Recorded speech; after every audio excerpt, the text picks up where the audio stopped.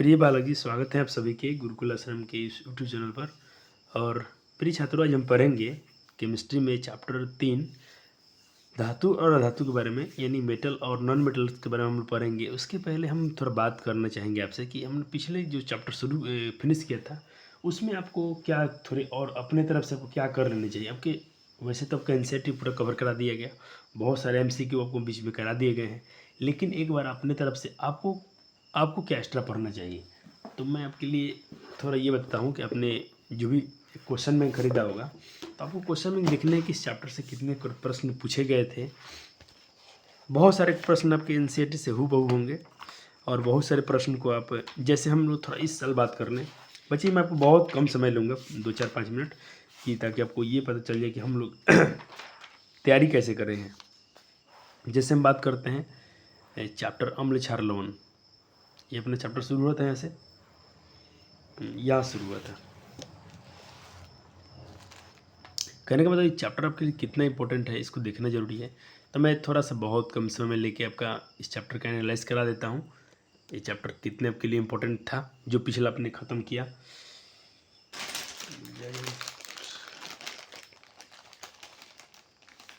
चलिए देखें, जैसे कि था कि ये तो क्वेश्चन करा दिया गया था कि पूछा था कि निम्नलिखित में कौन प्राकृतिक सूचक है, तो आपने हल्दी को पढ़ा था, ठीक है। चलो, ये सब 2023 में पूछे गए सवाल हैं, ठीक है। 2023 में भी पूछा गया था कि निम्नलिखित में कौन प्रबल क्षारक है, तो आप बिल्कुल जानते थे सोडियम हाइड्रोक्साइड, ठीक। चलिए, कोई विलयन लाल लिटमस को नीला किया है, अच्छा लाल से नीला किया है तो देखिए क्षार होगा। क्षार का पीएच मान, क्षार का पीएच मान क्या होता है, 7 से अधिक होता है, 7 से अधिक होता है, तो ऑप्शन बी। देखो इन्होंने अच्छा काम किया है ब्रिलियंट वालों ने, ऑप्शन जो आंसर शीट तैयार किए हैं बहुत परफेक्ट है इनके आंसर। बहुत, मुझे तो 1% कहीं मिला है तो मिला है, नहीं तो बाकी इनके 99% सही आंसर मिला है। अम्ल के जलीय विलयन में कौन सा बचा जी। आप जानते हैं कि अम्ल अपना अपना अम्लीयता गुण कब दिखाता है, जल के विलयन में, क्योंकि जल में टूटकर पूरा पूरा क्या दे रहा था, H+ आयन दे रहा था। तो इसका आंसर ये हो जाएगा। ये अपने नोट्स में आपको कर लेने हैं। चलिए, अब आपसे क्वेश्चन पूछा गया था सब्जेक्टिव में लिखने के लिए कि अम्ल को तनुकृत करते समय जल में कितना मिलाना चाहिए, जल को अम्ल में मिलाना चाहिए ना। कि ये तो पूरा एनसीईआरटी सवाल है, तो ये क्वेश्चन करा दिया गया है। सिर्फ आप एमसीक्यू थोड़ा देख लीजिएगा, ये क्वेश्चन आपको करा दिया गया है, तो आपको ये आंसर नहीं लिखना है, जो आपको आंसर शीट दिया गया था आप उसी को लिखेंगे। चलिए, ये आपके एनसीईआरटी सवाल है। कहेंगे सर सवाल कहाँ का है, तो ये सवाल मैं आपको दिखा दूँ, अभ्यास से पूछा गया था, तो इसीलिए बोला था बच्चे कि एनसीईआरटी बोर्ड के लिए बहुत परफेक्ट है, इससे ज़्यादा क्वेश्चन बाहर नहीं आते हैं। इसीलिए मैं आपका एनसीईआरटी पूरा मैं 1 शॉट करा दिया हूँ, ताकि आपसे क्वेश्चन कभी टफ ना मिले। जल को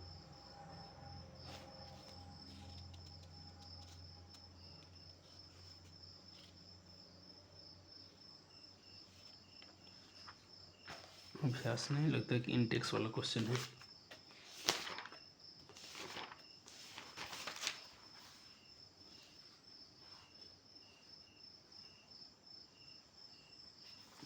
इधर का ही होगा, इंटेक्स का ही सवाल है।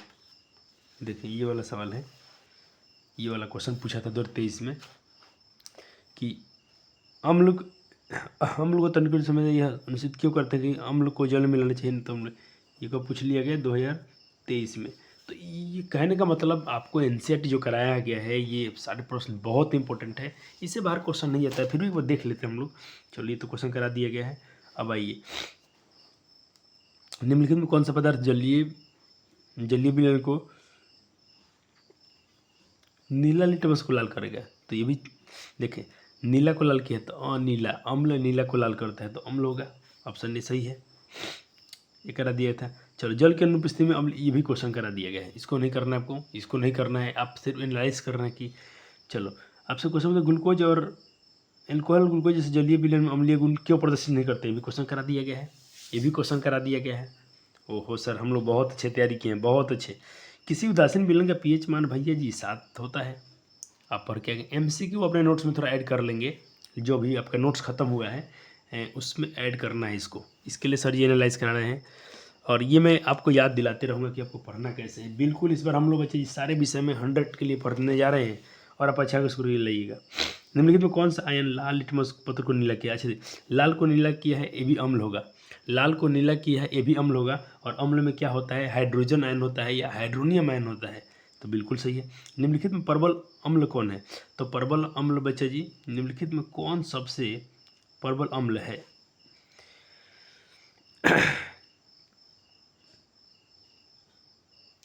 हमने तो हाइड्रोक्लोरिक अम्ल को पढ़ा था। इसमें क्या दिया है? सारे अम्ल ही दे दिए हैं, हाइड्रोजन ब्रोमाइड। अच्छा हाँ,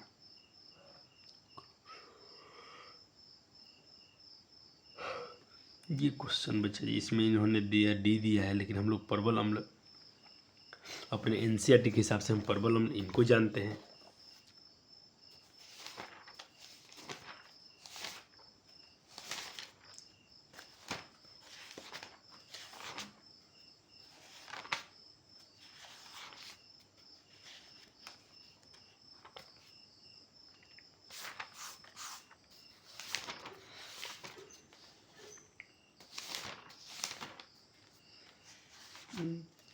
इसके टेबल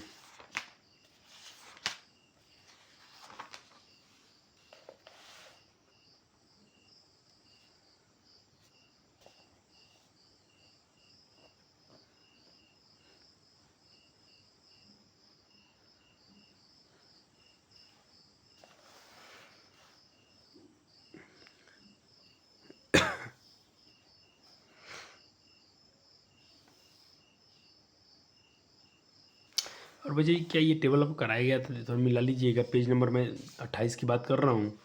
ये मैं क्या आपको भरवा दिया हूँ? थोड़ा इसको अपने नोट्स अपने बुक में इसको भर लीजिएगा। यहाँ से कुछ आपसे पूछे तब से क्वेश्चन बन जाए। तो ये क्वेश्चन बचा जी तो थोड़ा एडवांस पूछ लिया है, ये है नहीं अपने सिलेबस में। ये लगता है कि एनसीईआरटी एग्जाम्पलर के क्वेश्चन है, तो मैं इसको रखता हूँ अपने लिए। मैं इसको थोड़ा एनालाइज करके बताऊँगा आपको। ऐसे हम लोग प्रबल अम्ल हाइड्रोक्लोरिक अम्ल को जानते हैं, फिर भी मैं इसको HW में रखता हूँ। इसको ये लगता है कि एनसीईआरटी एग्जाम्पलर के क्वेश्चन है, तो इसको वहाँ से मैं करके आपको कंफर्म बता दूंगा। अब इसका थोड़ा होमवर्क है, आप खोजिएगा इसका भी, आपका इसका आंसर आपको क्या मिला है। चलिए, शुद्ध जल का पीएच मान भाई 7 होता है, क्योंकि जल उदासीन होता है।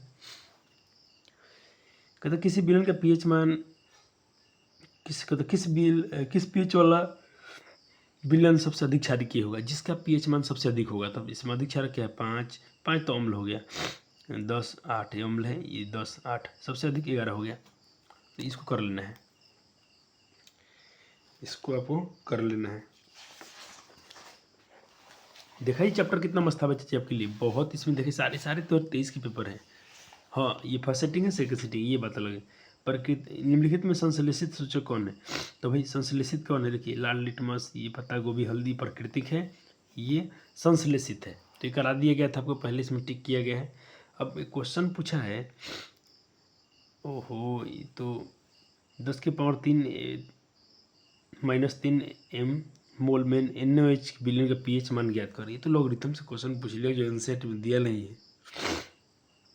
अच्छा, इसको मैं भी होमवर्क में रखता हूँ, आपको इसको भी मैं मुझे थोड़ा सा आपको ये करा देंगे आपको हम कहाँ से? एनसीईआरटी एग्जाम्पलर से करा दूंगा। ये क्वेश्चन नहीं दिया है अपने इसके अपने बुक में, कभी चर्चा ही नहीं है इसका। थोड़ा एडवांस क्वेश्चन रहा है आपके लिए, कोई बात नहीं।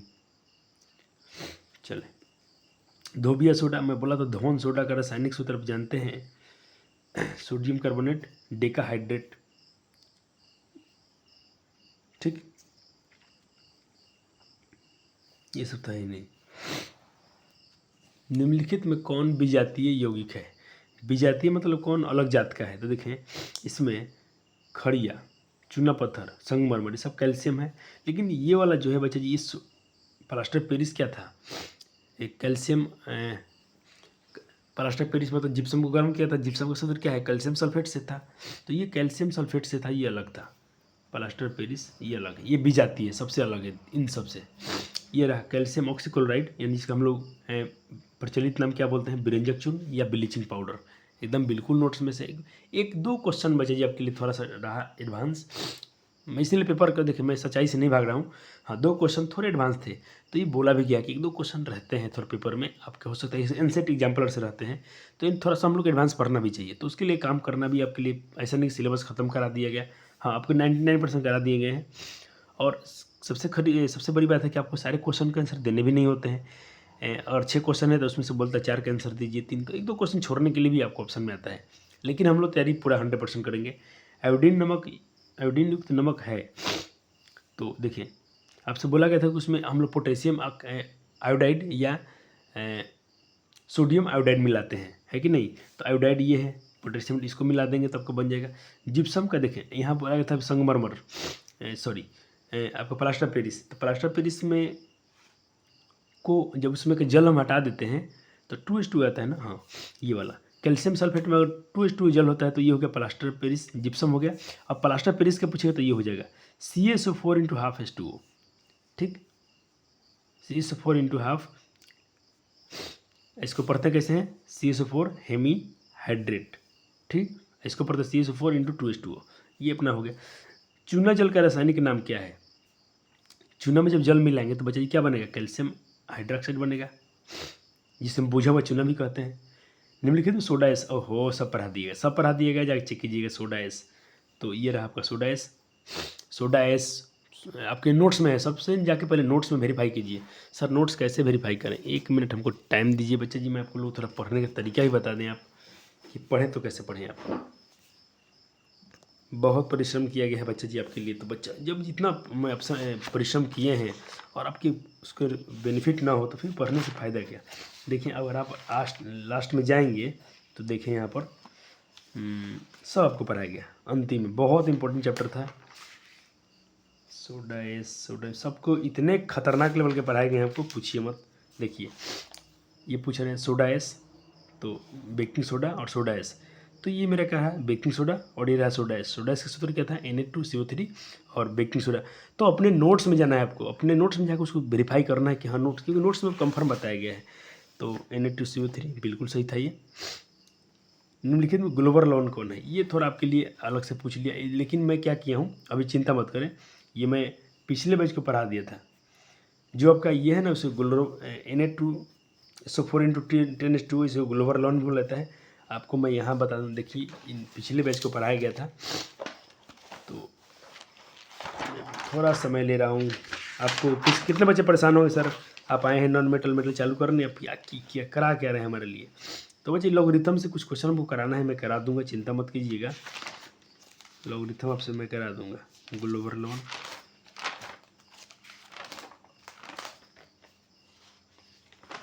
ये पिछले बैच का नोट्स है, देखिए ये पिछले साल बच्चे जी पढ़ाया गया था नोट्स। देखिए क्लास 10th में पिछले साल पढ़ाया हूँ, आपको इस साल नया पढ़ाया जा रहा है।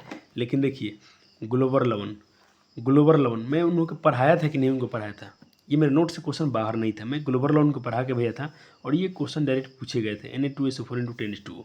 तो बच्चे ये मैं आपको आज भी रिकॉर्ड करने वाला हूँ, तो आप टेंशन ना लें। मैं उस कुछ फार्मूला एक्स्ट्रा है जिसको मैं कराने वाला हूँ, तो बिल्कुल इसलिए बच्चे ये बोलता हूँ कि मैं आपके लिए बहुत पेपर के एनालाइज करता हूँ, आपको भी करने चाहिए। आप भी क्वेश्चन में थोड़ा देखें कि क्वेश्चन का लेवल क्या है, बिरिंजक चून क्या है, आराम से पढ़ा दिया गया। धोबिया सोडा का और बेकिंग सोडा और धोबिया सोडा और बेकिंग सोडा में अंतर स्पष्ट करें, ये भी करा दिया गया। दोनों में जो भी अंतर था लिख दीजिएगा, यानी दोनों का जो भी आपने पढ़ा था।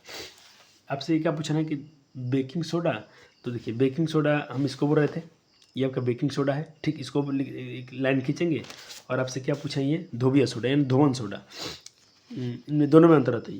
तो ये रहा बेकिंग सोडा और धोबिया सोडा, ये धोने का सोडा ये था। बस ये दोनों के बारे में, उसका रासायनिक नाम, उसका ये दोनों लिख देना है आपको। उसके बारे में जो जानते हैं उसको लिख दीजिए या इसको लिख दीजिए, आपके अंतर आ जाएंगे। सर अभी क्वेश्चन से करा दीजिएगा, हाँ चिंता मत करो, चिंता। अगर हम इसको आपसे बोर्ड से पहले एक बार हम लोग जब आपको रिवीजन बैच लेके आएंगे तो उसमें यही सब कराएंगे हम लोग। लेकिन मैं बोलता हूँ कि आप अभी से ही प्रिपेयर हो जाइए इस सब के लिए, ठीक है। चलो अब इतने क्वेश्चन पूछे गए थे, ठीक है। लेकिन आपको अब और क्या करना है, तो इसको करने से पहले मैं आपको जो ये बोल रहा हूँ फार्मूला आपको दिखा दूँ, मैं लिखवा दूँ। पिछले बैच को 31 लिखवाया गया था, आपको शायद 15 इस बार लिखवाया गया है। तो एक बार इसमें से जो आपके नोट्स में है उसको नहीं लिखना है, जो एक्स्ट्रा है इसको लिख लीजिएगा। जैसे आपको 15 लिखवाया गया था वीडियो के लास्ट में, कल के जो इसके पहले जो वीडियो था। चलिए इंपॉर्टेंट मैं लिख दिया हूँ, इंपॉर्टेंट केमिकल फार्मूला। कुछ महत्वपूर्ण रासायनिक सूत्र हैं जो पेपर में पूछ लिए जाते हैं, आपकी बुक में शायद है कि नहीं है। चलिए ये तो लिखवा दिया गया है, देख लीजिए इसमें नया कौन है। 7 इधर हो गया, ये सब लिखवा दिया गया है। जो नया होगा उसी को ऐड करना है और इसको लिस्ट बना के आप याद भी रखें। ये तो पेपर में 2023 में लड़ ही गया क्वेश्चन डायरेक्ट। और पूछेगा इसमें से कुछ पूछो भाई। हम इतना इसमें लगवा दिए, इस फिटकरी का लिखवा दिए हैं। इस फिटकरी का क्या होता है, इसको भी फिटकरी बोलते हैं, थोड़ा इन्होंने साफ नहीं लिखा है, मैं लिखता हूँ फिटकरी। फिटकरी को हम बोलते हैं पोटेशियम एल्यूमिनियम सल्फेट। अच्छा, K2SO4 into L2SO4 into 24H2O, ठीक है। लाल डब्बा बिरंजक चून तो लिखवा दिया गया आपको। चूने का पानी अभी आपको पूछा भी था, अभी पूछ लिया, इसको भी पूछ लिया था 2023 में, चूना का पानी पूछ लिया है। तो बच्चा जी नोट्स लड़ता है, अपना नोट्स लड़ता है, इससे क्वेश्चन बाहर नहीं जाता है। बिना चौक नौसादर, तुम पूछो ना सिंदूर का फार्मूला पूछ लो, नमक का अम्ल पूछ लो। हम इसमें 31 अच्छे से लाए हैं बच्चा जी। बॉक्साइड कभी कम्पिटिटिव लेवल जाओ तो शायद वहाँ से भी काम चल जाए आपके। तो मैं सिर्फ ये बोर्ड के लिए नहीं पढ़ता हूँ कि बच्चे बोर्ड के लिए पढ़ के सीमित हो जाएँ, हम लोग थोड़ा एडवांस भी पढ़ते हैं। 31 है, थोड़ा देख लीजिएगा। चलिए हो गया। आपने क्वेश्चन में भी एनालाइज किया। एक क्वेश्चन आपसे पूछा गया था कि अंतर बताएं दोनों में, धोबिया सोडा में और बेकिंग सोडा में। तो चैप्टर आज बच्चे जी अपने शुरू होने वाला है, टेंशन न लें। लेकिन इसके पहले मैं थोड़ा आपको पूरा इसका पेपर दिखाई देता हूँ, इस चैप्टर से कितने क्वेश्चन पूछे गए हैं। ऐसे सर जी भी इसके लिए क्वेश्चन बैंक लाएंगे, टेंशन आपको नहीं लेना है। एक मैं ऑब्जेक्टिव के लिए क्वेश्चन बैंक के लिए अलग सीरीज ही नोट्स तैयार करवा रहा हूँ, दीदी लोग से बोल दिया हूँ। तो दीदी लोग क्या होती हैं, दीदी वो होती हैं जो बच्चे जो आपसे सीनियर है, जो पढ़ के जो आगे चले गए हैं क्लास में, उनसे थोड़ा आपके लिए हेल्प करवाता हूँ कि बच्चों के लिए चलो अपने छोटे भाई बहन हैं उनके लिए कुछ नया किया जाए, बेहतर किया जाए और अपने से बेहतर नंबर लाया जाए। जो पिछले बैच ने नंबर किया है उससे आपको कहीं ना कहीं एक्स्ट्रा करना है और करके ही दिखाना है। बच्चे कुछ बोर तो नहीं हो रहे हैं? नहीं सर, आप तो अच्छे क्वेश्चन बता रहे हैं, तो हम बोर क्यों हो जाएं? बहुत अच्छा, ऐसा थिंकिंग आपकी है तो आप बहुत सुंदर बालक हैं, प्यारे बालक हैं, क्योंकि सर आपके लिए ही कुछ कर रहे हैं। तो हम पढ़ा के कुछ भी चल जाए, आपसे बोर्ड में क्वेश्चन ना बने तो फिर मेरा भी दुख, आपका भी दुख। चले, यहाँ से शुरू होती है कहानी। तो पहले हम फिर इसके सारे MCQ को जाएंगे और उसके सारे MCQ आपको करने हैं। चलो हो गए। चले, बहुत सारे ऐसे बच्चे होंगे जिनके पास ये क्वेश्चन बैंक नहीं पहुंचा होगा, ये मार्केट में उतना मिलता भी नहीं है। ज़्यादा बच्चे वो खरीद लेते हैं ब्रिलियंट वाले, टारगेट वाले, गोल्डन का। ये अच्छा है बच्चे, इसमें चैप्टर बाई चैप्टर एनालाइज किया गया है। चल, अम्ल और क्षार आपस में मिलकर क्या बनाते हैं? तो लवण बनाते हैं, ठीक है। चले, बुझा हुआ चूना, अभी हम बात किए थे, कैल्शियम हाइड्रोक्साइड को बोलते हैं। तो दू का आप जल्दी आप आंसर भी करना चाहें तो आप कर लीजिएगा, अच्छा रहेगा। इसका मैं आंसर मिलाते भी चलूँगा। चले, बुझा हुआ चूना का आंसर ये हो गया 2 का। ऐसे एक बार खुद से करना प्यारे बालक जी लोग को, एक बार खुद से आपको कर लेना है। निम्नलिखित में कौन भस्म नहीं है? निम्नलिखित में कौन भस्म नहीं है? इसका मतलब भस्म बोलते क्षार को बोलते हैं बच्चे, मैं आपको बोला भी था क्षारक। क्षारक को हम भस्म बोलते हैं, जिसको बेस इंग्लिश में बोलते हैं। तो कैल्शियम ऑक्साइड, देखिए सोडियम क्लोराइड क्या है? अम्ल है, ये क्षार है। सोडियम और क्षार नहीं है, भस्म नहीं है, यानी इसमें अम्ल क्षार नहीं है, तो ये तो क्षार है, ये भी क्षार है, ये भी क्षार हो जाएगा। ये सोडियम क्लोराइड क्षार नहीं होता। 3 का बी ऑप्शन बिल्कुल होना चाहिए, और है भी 3 का बी, क्योंकि सोडियम क्लोराइड अम्ल है। निम्नलिखित यौगिकों में कौन अम्ल है? तो बिल्कुल अभी हम पढ़ के आ रहे थे सल्फ्यूर, ये तो यहाँ क्लियर दे रहा है सल्फ्यूरिक अम्ल, तो ये तो अम्ल है। 4 का बी हो जाएगा। मैं आंसर शीट भी देखते चल रहा हूँ। चलो ठीक है बच्चा जी। निम्नलिखित में कौन प्राकृतिक सूचक है? तो आप बिल्कुल जानते हैं कि हल्दी प्राकृतिक सूचक है। अधातु के ऑक्साइड होते हैं। धातु के ऑक्साइड क्या होते हैं? अधातु के ऑक्साइड क्या होते हैं? अम्लीय होते हैं कि क्षारीय होते हैं? इस चैप्टर को बच्चे जी हम वहाँ भी थोड़ा और पढ़ेंगे और इसको आपको नोट्स में पढ़ाया गया है। इसको आपको नोट्स में पढ़ा दिया है कि अधातु के ऑक्साइड क्या होते हैं बच्चे जी? अम्लीय होते हैं। क्या होते हैं? अम्लीय होते हैं। 6 का भी हो जाएगा। चले, एक बार अपने नोट्स में बच्चे वेरीफाई जरूर करेंगे इन सारे आंसर को। मैं इसका आंसर बता रहा हूँ। फिर पूछा जा रहा है आपसे कि निम्नलिखित में कौन क्षारीय ऑक्साइड है? क्षारीय ऑक्साइड कौन है? तो ये SO2, NO2, P2O5 और Na2O। क्वेश्चन नंबर कितना बच्चे जी? 7। ये सब करा देना तो घेर के ला रहा हूँ। चलो 7 के आंसर हो जाएंगे डी, सोडियम ऑक्साइड। ये क्या है बच्चे? क्षारीय ऑक्साइड है। और आपको पता है कि अभी आपने थोड़ा देर पहले पढ़ा था धातु, और धातु के ऑक्साइड क्या होते हैं? अम्लीय। और यहाँ पर क्या बच्चे जी? किसके क्षारीय होते हैं? तो जब नॉन मेटल के अम्लीय होता है तो धातु के क्षारीय होगा। तो इसमें धातु क्या है? सोडियम तो धातु है ना, बाकी तो सब क्या अधातु हैं। ओहो सर, थोड़ा लॉजिक लगता है, बिल्कुल लगता है इसमें।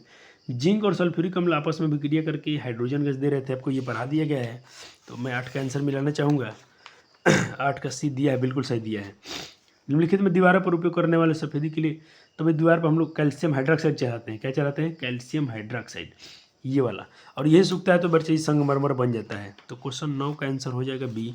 बिल्कुल इन्होंने सही काम किया है। एक बार फिर भी आप थोड़े अपने लिए तैयारी कर लें, जहाँ आपको डाउट लगा है तो कर लीजिएगा। एक छात्र जो जांच की प्रश्नावली में सोडियम बाइकार्बोनेट को तनु विलयन में सर्वमुख सूचक में कुछ बूंदे मिलाता है, निम्नलिखित में कौन सा रंग उसको दिखेगा? 2018 में पूछा गया था। 10 का आंसर अब बच्चे पहले करेंगे खुद से, तो 10 का बी। ये समझिए कि आपके लाइव टेस्ट भी चल रहा है, तो 10 का बी हो जाएगा। चलिए अब आपसे क्वेश्चन पूछ रहा है ये प्यारे बालक जी 12 नंबर की। ये तो पहले करा दिया गया था, 11 पहले करा दिया गया था। 12 नंबर देखेंगे, NaOH क्या है? सोडियम हाइड्रोक्साइड क्या है? अरे बच्चा जानता है कि क्षारक है, बेसिस है। तो क्वेश्चन नंबर कितना अपना है? 12। तो 12 का बी। बिल्कुल इनमें बच्चे नहीं डरेंगे, क्षारक है ये। सोडियम कार्बोनेट के जलीय विलयन में मिथाइल ऑरेंज के घोल मिलाने पर घोल का रंग तो होकर कैसा? ये कलर वाले बच्चे थोड़ा कंफर्म याद रखेंगे, कलर वाले, क्योंकि हम लोग पास तो लैब है नहीं। तो 13 का ए हो जाएगा, पीला हो जाएगा। ठीक है। सोडियम हाइड्रोक्साइड जिंक से अभिक्रिया करके क्या उत्पाद करता है? तो आपने पढ़ा कि ये तो सोडियम हाइड्रोक्साइड है। 14 का आंसर आप पहले कर लीजिए। 14 का आंसर इन्होंने दिया डी। हाइड्रोजन गैस तो करेगा ही करेगा। तो देखिए सोडियम हाइड्रोक्साइड, यानी ये आप थोड़ा इसको हम रिएक्शन को बनाना चाहें तो बना भी सकते हैं। तो मैं थोड़ा इस पर चर्चा करना चाहूँगा बच्चों से। एक सेकेंड।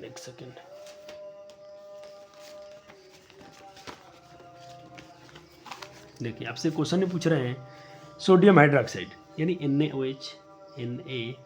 कभी आपको थोड़ा दिक्कत हो तो ऐसा कर लीजिएगा। आपसे ये बोल रहे हैं कि सोडियम हाइड्रोक्साइड जिंक से अभिक्रिया क्या है? Zn से अभिक्रिया करेगा। ठीक है, हम बच्चे बैलेंस नहीं कर रहे हैं, इनका स्टेट भी नहीं लिख रहा हूँ, डायरेक्ट इसको देखता हूँ बनेगा क्या। तो बच्चे देखिए खाना कार मांगे अल्टोजन फरारी में, तो ये बनाएगा बच्चा जी ये जो Zn है इसको तो हटाएगा हाइड्रोजन को। Zn तो क्या करेगा बच्चा जी? हाइड्रोजन को हटाएगा, क्योंकि Zn आप देखिएगा खाना कार मांगे अल्टोजन फरारी में हाइड्रोजन से अधिक अभिक्रियाशील Zn होता है। तो ये बनाएगा ये वाला प्रोडक्ट Na2 सोडियम जिंकेट। क्या बनाएगा? Sodium zincate oxide, sodium zincate oxide बनाएगा। तो ये हो जाएगा Na2ZNO, है ना, बना रहा है? हाँ, जिंक ऑक्साइड बना दिया। अब इसके बाद ऑक्साइड में 2 आता है और ये हाइड्रोजन गैस से बाहर हो जाएंगे। बस sodium zinc oxide zinc oxide बन जाएगा और हाइड्रोजन गैस से बाहर हो जाएंगे। लिटमस बैगनी विलयन का रंजक कैसा होता है? तो ये क्वेश्चन आपको करा दिया गया था, आपको लेक्चर नंबर 1 में ही कराए थे। फिर भी आप रिवीजन के बारे में तो आपको आंसर इसका बताना चाहिए था। आप बताएंगे भी होंगे, बच्चे अच्छे पढ़ते हैं। तो 15 का ए हो जाएगा लाइकेन। ओहो कितना प्यारा क्वेश्चन। जल में घुलनशील देखिए जल में घुलनशील भस्म क्षारक कहलाते हैं। एक कहता है जल में घुलनशील भस्म क्या कहलाते हैं? तो क्षार कहलाते हैं। याद आ गया? तो बच्चे जी अम्ल क्षार में थोड़ा सा अंतर होता है दोनों एक ही चीज़, लेकिन उसके जो घुल गया वो 16 का बी ऑप्शन हो जाएगा। निम्नलिखित में कौन संक्षारक अम्ल है? संक्षारक मतलब बच्चे जो कोरोजन कर दे, जो किसी को जला दे। तो 17 का आंसर आपको क्या होना चाहिए? 17 का आपका आंसर इसमें इन्होंने दिया बी। आप बिल्कुल ये खतरनाक प्रॉब्लम तो ही है। ये हो गया सल्फ्यूरिक, ये जला देते हैं, स्किन को जला देंगे। ये आपके नोट्स में पढ़ाया गया है, लेक्चर में पढ़ाए गए हैं। अमोनिया क्लोराइड का जलीय विलयन होता है। अमोनिया क्लोराइड बोले तो बच्चे NH4Cl ये क्या होता है? अम्लीय की क्षारीय। 2022 का क्वेश्चन है तो ये आपको बिल्कुल करना चाहिए। तो ये अम्लीय होता है। 18 का ये हो गया। चलिए 19 बैटरी अम्ल है। बैटरी का अम्ल क्या हो जाए? सांद्र। ये भी क्वेश्चन है आपके, थोड़ा सा कुछ छोटे क्लास से भी क्वेश्चन रहते हैं। तो 19 का सी होगा सांद्र सल्फ्यूरिक अम्ल बैटरी के अम्ल में डलाता है, तेजाब जिसको हम बोलते हैं। लौंग तेल कैसा है? तो भाई लौंग तेल क्या है? गंधीय सूचक है। अल्फैक्ट्री आपको पढ़ाया गया था, उसमें से क्वेश्चन था। अब लिखने वाला प्रश्न है, क्या होता है CO2 गैस चूना जल पर पड़े तो ये दूधिया बनाता है। क्या बनाता है? दूधिया बनाता है। कम मात्रा में और ज़्यादा मात्रा में दोनों पूछा है। उदासीन का देखो इसमें से क्या करा दिया गया है, इसको अपने क्वेश्चन में से कर लेना है। आपको थोड़ा इसका आंसर से देख लीजिएगा। इसको मैं HW लिखता हूँ, इसको बाद में कराएंगे। ये करा दिया हूँ। धातु के साथ अम्ल की अभिक्रिया समय कौन सी, ये भी करा दिया गया है। सूचक से क्या कर ये भी करा दिया गया। पीतल और तांबे में दही नहीं बना हो, अभी जस्ट कराया हूँ। एक क्वेश्चन थोड़ा आपको नहीं कराया गया, तो एक का आंसर मैं आपको दिखाना चाहूँगा कि लघु तरीय प्रश्न एक का आंसर क्या होगा। आपसे पूछा है कि CO2 में क्या होगा जब हम चूना जल प्रवाहित करेंगे। तो देखिए यहाँ इसका आंसर दिया है, थोड़ा पढ़ लीजिए। दिया कि 1 नंबर CO2 जल में जब जल कम मात्रा में प्रवाहित करेंगे तो कैल्शियम कार्बोनेट बनता है, ठीक है। और अधिक मात्रा में CO2 प्रवाहित करने से क्या बोला बच्चा जी, प्रवाहित करने पर चूना पत्थर और ये में बदल कर जल के विलीन में हो जाता है।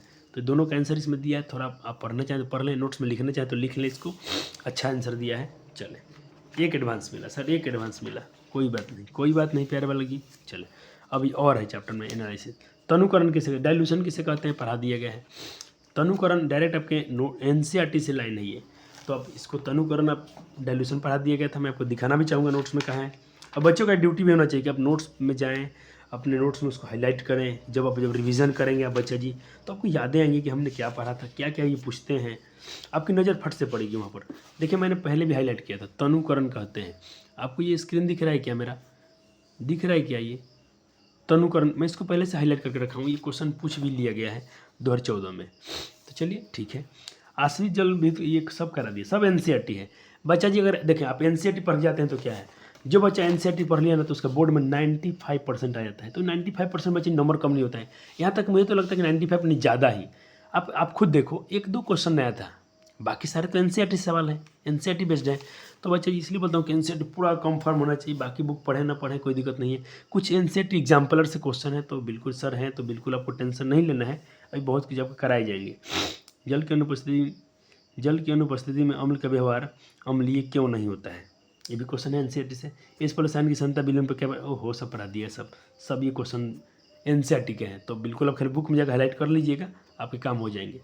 कोई घोल नीला लिटमस को लाल किया है, नीला को लाल किया तो अनीला अम्ल होगा, और अम्ल का पीएच, कोई घोल नीला लिटमस को लाल किया है तो अम्ल होगा, अम्ल का पीएच मान 7 से कम होगा, 7 से कम, 7 से कम, 7 से कम, ऑप्शन डी के साथ जाइए। इधर अम्ल वर्षा का पीएच मान पढ़ा दिया गया है। वर्षा देखो, सब वर्षा का पानी तो वर्षा है, लेकिन हम किस वर्षा जल को हम अम्ल वर्षा बोलते हैं, अपने नोट्स में जाएं, आपके नोट्स में कंफर्म है, इसको आप मुझे खोज के बताइएगा, ऐसे इसका आंसर आपको पता है। अब जो क्वेश्चन आपके ये है उसको मैं थोड़ा टफ उसी कराऊंगा, ये आप खुद से कर लीजिएगा। सिरका में अपने नोट्स में से खोजिए इसको, मुझे पता है इसका आंसर, मुझे पता है, लेकिन मैं आपको चाहता हूँ कुछ बच्चे मेरे अच्छे काम करें, थोड़ा मेरे बहुत बच्चे अच्छे जो साथ में कंटिन्यूस जुड़े हो तो उनको दुख नहीं होगा। सिरका में कौन सा अम्ल पाया जाता है, ये क्वेश्चन आपको खुद से करना है, करा भी दिया गया। चिट्टी के डंक में आपको खुद से करना है। मधुमक्खी के डंक, ओहो तो एक टेबल है, टेबल से ही पूछ लिया गया। निम्नलिखित में किस कारण से अम्ल वर्षा होती है, ओहो तो वातावरण में जब सल्फर डाइऑक्साइड मिल जाता होगा तो SO2 NO2 आपको पढ़ाया गया, तो इसका लिस्ट तैयार किया गया। 6 का मेरे हिसाब से बी होना चाहिए, एक बार इसका मैं आंसर आपको मिला देता हूँ। 6 का बी बिल्कुल सही दिया है।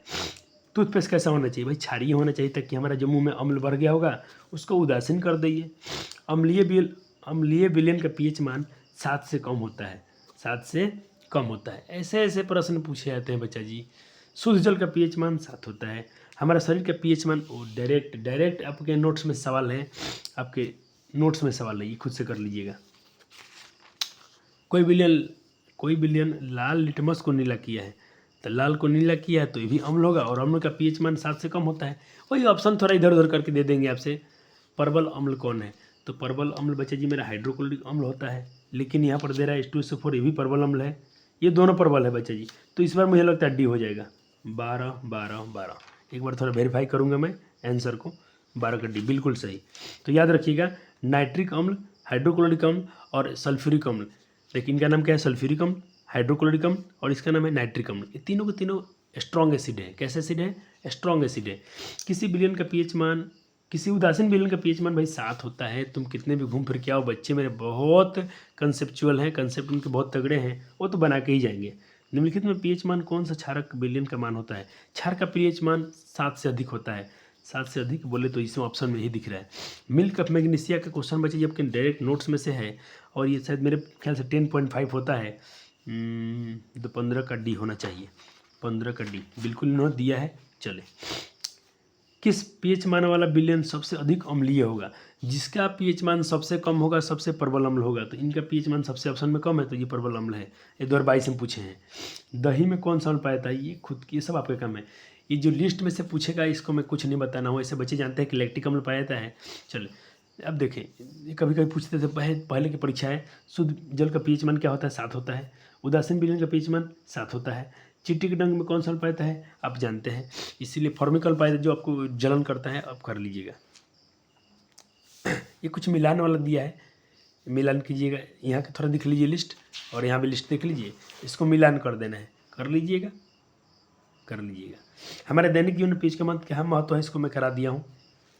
चले प्लास्टर ऑफ पेरिस, भाई ये जिप्सम को गर्म किया गया था, जिप्सम को गर्म उसमें जल खत्म किया गया था तो ये प्लास्टर ऑफ पेरिस बना था। CSO4 जो हाफ H2, ठीक है।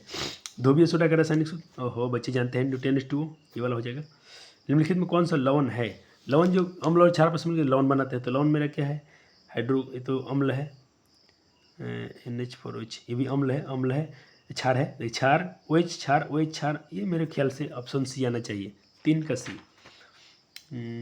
का सी बिल्कुल दिया है इन्होंने, अच्छा काम किया है आंसर शीट में।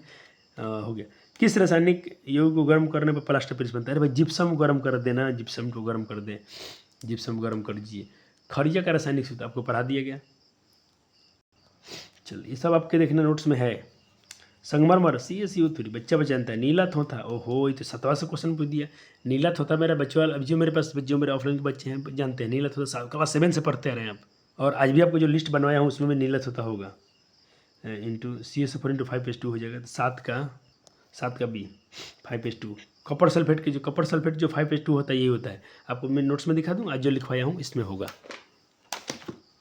चले अपने नोट्स चेक कर बच्चे जी। नीला कशिश क्या लिखवाया हूँ, नीला कशिश या नील थोथा भी बोलते हैं, कॉपर सल्फेट नाम है इसका, CuSO4 इंटू 5H2। नोट्स में से है कि नहीं है, नोट्स में से बाहर है क्या, नहीं सर, बहुत अच्छे नोट्स तैयार करवाए हैं आप। बच्चा जी वीडियो को जरूर शेयर करिएगा कि ताकि देखिए ये थोड़ा सा इसमें दिक्कत क्या होगा बच्चों को, उनको जो थोड़ा नहीं पढ़ने वाला उनको क्या लगता होगा, कोई सर का फेस नहीं दिख रहा है हम लोग, उनके पास डिजिटल बोर्ड नहीं है, तो ये तो भाई चले हम चीनी तो मेरा बच्चा भाई चीनी कब से या ग्लूकोज पीते आ रहे बायोलॉजी से ही, तो कर लेना। विजातीय कौन है करा दिया गया है, 23 में पूछा था। सोडियम क्लोराइड के जलीय विलयन से विद्युत धारा प्रवाहित करने पर यह विघटित होकर सोडियम हाइड्रोक्साइड बनता है, ये कैसा प्रक्रिया है, तो बच्चे शायद ये क्लोर क्षार प्रक्रिया होगा ना, क्लोर क्षार अभिक्रिया, हाँ 10 का ए होना चाहिए। एक बार मिला लेता हूँ आपके लिए, 10 का ए बिल्कुल सही है, सॉरी इसका नहीं, 9 का नहीं, 10 का ए। विजातीय कौन है, विजातीय यही है प्लास्टर पेरिस है। 9 का डी। निम्नलिखित में कौन सही है, देखिए Na2CO 10H2 ये पढ़े थे ना आप, Na2CO3 10H2 जो धोबिया सोडा था, धावन सोडा, ये तो नहीं पढ़ा था ना आपने, ये सब गलत है, ठीक है। बेकिंग सोडा का रासायनिक सूत्र करिए, सोडा एस करिए, सब अभी नोट्स में लिखवाया गया। विजातीय कौन है, फिर से वही क्वेश्चन, तो 14 का बी हो जाएगा। क्वेश्चन खुल घुमा पूछ रहा है तो जानिए प्लास्टर पेरिस के विजातीय है। हो गया बच्चा जी लोग का। चले शल्य चिकित्सा, नहीं जब हड्डी टूटती है तो भाई क्या चढ़ाते हैं, भाई प्लास्टर पेरिस लगाते हैं, क्या लगाते हैं, जिप्सम नहीं लगाएंगे, जिप्सम तो खुद हो जाएगा, प्लास्टर पेरिस लगाया था ना इसको, POP, तो 15 का सी हो जाएगा, 15 का सी बिल्कुल सही है। आयोडीन युक्त नमक कौन है, ये क्वेश्चन अभी खुद पहले कराया गया था जिसमें आयोडाइड मिला हो, तो 16 का आपका हो जाएगा। ये दोनों दे रहे हैं, NaCl सोडियम क्लोराइड में पोटेशियम आयोडाइड मिला दे, या NaCl में पोटेशियम 3, इसका यहाँ पर दोनों दे रहा है। ये थोड़ा मैं आपके लिए छोड़ता हूँ, थोड़ा गूगल कर लेंगे आप, होमवर्क करके देखिएगा इसको।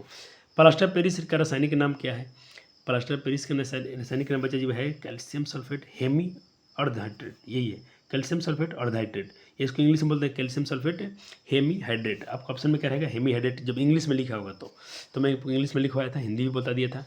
धोने का बस ये सारे क्वेश्चन थोड़ा देख लीजिएगा।